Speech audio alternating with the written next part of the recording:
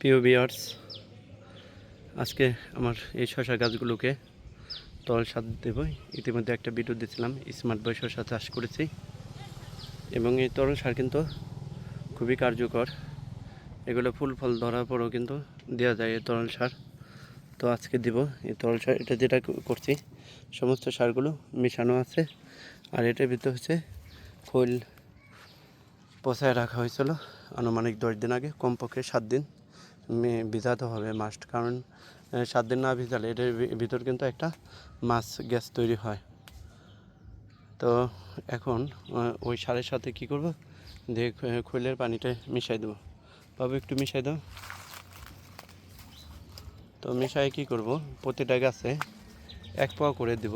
যেহেতু গাছ ছোট, সূর্যের তাপে কিন্তু অনেকটা টলে গেছে, আমরা 1 পোয়া পরিমাণ দেব এই গাছগুলোতে। তো এইভাবে মোটামুটিভাবে নেড়ে দেব।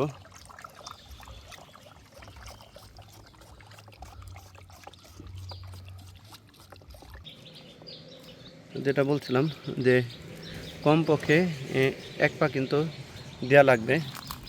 এই যে এভাবে গাছের চারদিকে গোড়ায় গোড়ায়। না ম্যাডাম, এদিকে আরেকটু দাও। কমপক্ষে কিন্তু আমরা 1 পা করে দেবো। 1 পাওয়ার নিচে জানি মানে 250 গ্রাম করে দেবে। এদিকে দাও, আমি যদি দেখাই, এভাবে ঘোরায় ঘোরায় দেব। কোনো সারি আসলে আমরা কিন্তু এরকম গাছের গোড়ায় কিন্তু দেব না। এরকম কোনো সারি আমরা গাছের গোড়ায় দেব না, সেটা লিকুইড হোক যাই হোক, গাছের গোড়া থেকে একটু দূরে দেব এরকমভাবে।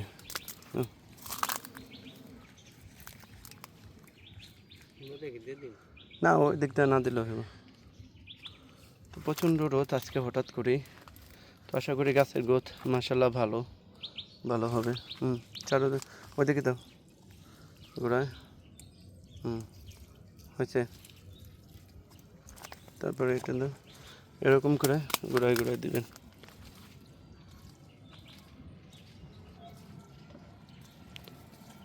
তো এই প্রজেক্টের কর্ণধার বাবু খুবই পরিশ্রমী।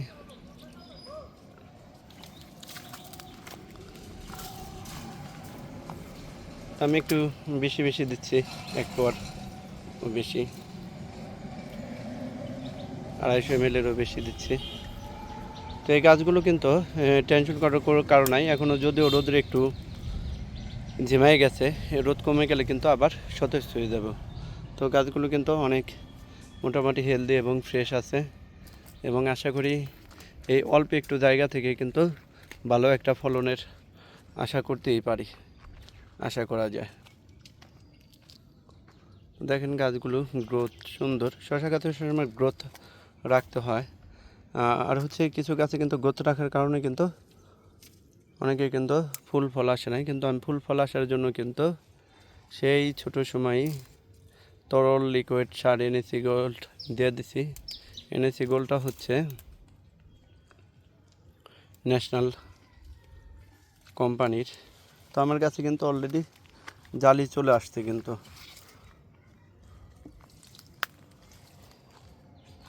তো এইভাবে তরল সারটা দিয়ে দেবেন। বৃষ্টিটা দেখে দিবেন, বৃষ্টিতে যাতে ধুয়ে না দেয়। আজকে রোদ আছে, এই জন্য রোদের সময় দিয়ে দিবেন। কারণ পানি টানি সব কিছু কিন্তু রোদের সময় দেওয়া ভালো, কারণ রোদের সময় সালোক সংশ্লেষণ হয় এবং গাছে কিন্তু খাবার খায়। সন্ধ্যার পর কিন্তু গাছে খাবার খেতে পারে না, তো এই জন্য রোদের সময় দেওয়া বেটার এই সারগুলো।